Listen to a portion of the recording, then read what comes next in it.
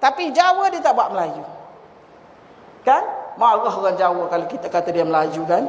Kita guna Nusantara, dia marah pula.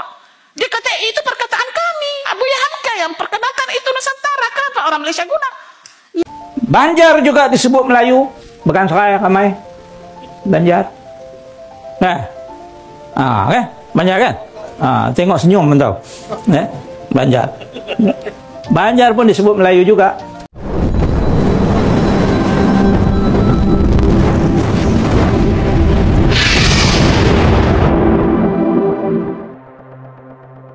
Profesor Malaysia Gembar-Gembor mengatakan bahwa Nusantara adalah bagian dari alam Melayu. Bahkan mengaitkannya sampai ke Madagaskar. Selandia Baru hingga ke benua Australia, profesor-profesor Malaysia dengan percaya dirinya mengatakan bahwa sejarah dan budaya Melayu mendominasi keseluruhan kawasan. Dan seolah-olah semua yang ada dalam batas geografis Nusantara merupakan milik eksklusif mereka.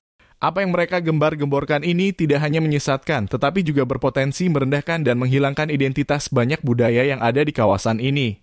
Perdagangan, migrasi, dan interaksi budaya yang kompleks telah menciptakan mosaik budaya yang luar biasa di Nusantara. Dari Sabang hingga Merauke hingga ke setiap sisi lautan, Nusantara adalah simbol keragaman dan kekuatan. Tapi Jawa dia tak buat Melayu. Kan? Marah orang Jawa kalau kita kata dia Melayu kan. Sebenarnya dia tu Melayu. Dia ada daripada campak, kita tahu cerita, tapi dia tak nak mengaku. Sebab kenapa?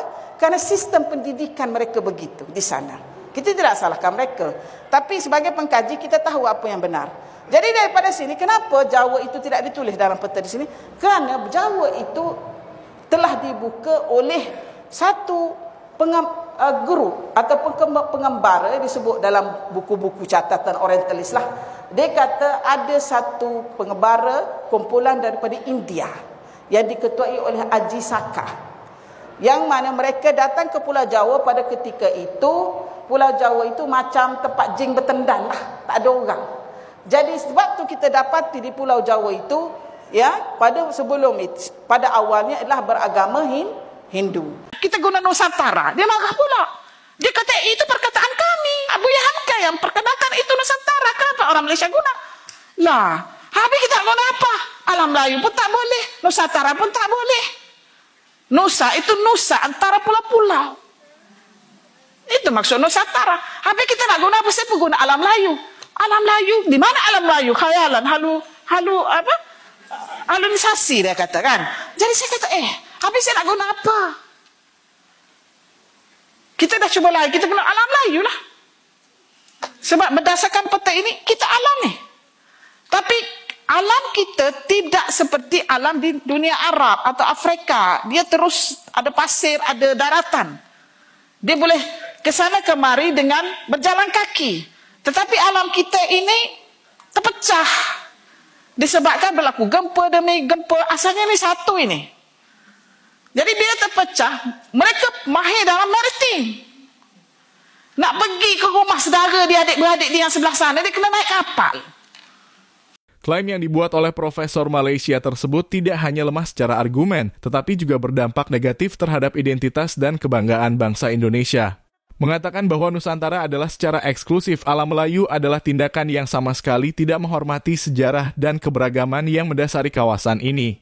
Indonesia sebagai bagian tak terpisahkan dari Nusantara menolak sekerasnya narasi yang menyamakan kami hanya dengan identitas Melayu semata.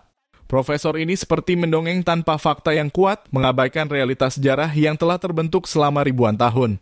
Tapi seolah kenapa tak ada dekat Malaysia? Kita kena maklum, kena ingat, dulu sebelum 1820, Malaysia dengan Indonesia tak wujud. Ini adalah alam Melayu. Apabila dibuat pecah perintah oleh Kerajaan London yang diketuai oleh Raffles pada tahun 1820, maka berpecah Indonesia dan Malaysia. Justru banyak data-data kita tidak ada di sini dan ada di bahagian Indonesia dan Sumatera.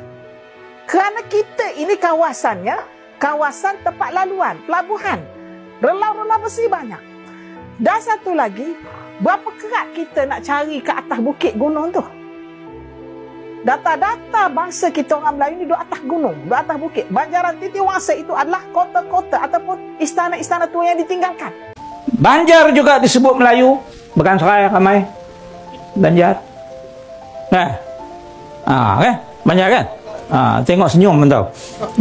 Banjar. Banjar pun disebut Melayu juga. Minangkabau memang Melayu. Minang. Kalau dulu Minang tak disebut Minang, disebut Siak. Kerajaan Siak itu Minang. Orang Minang ni dia sama dengan orang Kelantan.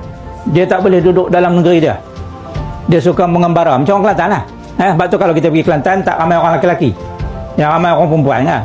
Orang lelaki ada di mana? Kuala Lumpur, Singapura. Raya pekat balik, jam habis 3 hari baru sampai. Bilakah bermulanya sejarah Melayu atau sejarah alam Melayu?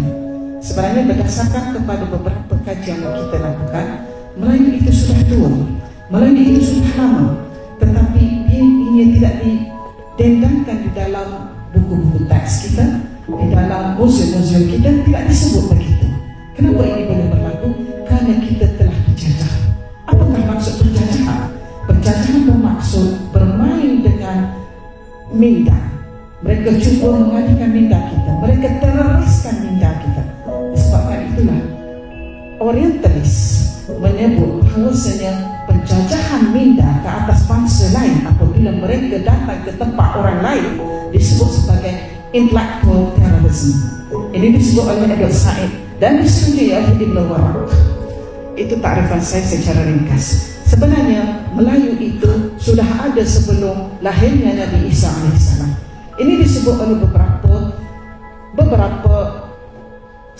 Western scholars sendiri menyebut, antaranya Richard L. Smith, dia menyebut bahawasanya pada 1000 tahun BCE, 1000 tahun BCE disebut the first millennium of BCE.